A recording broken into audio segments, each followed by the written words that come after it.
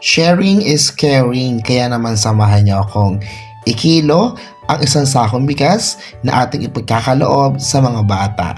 Mabuhay, ako ito si Eds at welcome sa panibagong It's Storya.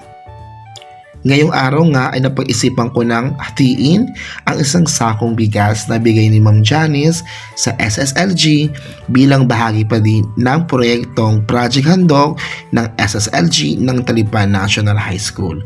Layunin ng proyekto ito na makatulong sa mga batang mag-aral ng Talipan National High School at may pakita ang diwa ng pagiging isang makatao at matulungin na individual. Dahil abala pa ang aking mga SSLG officer sa kanilang mga activity dito sa paaralan, edi ako na muna mag-isa ang nagbalot ng bigas na ito at umabot ng 11 piraso eco bag ang bigas na aming ipagkakaloob sa aming mga piling mag-aaral. Maraming salamat po Ma'am Janice sa iyong napakamabuting kaloob ng isang sakong bigas. Sana mas dumami pa po ang ma-sponsor sa aming proyektong Project Handog.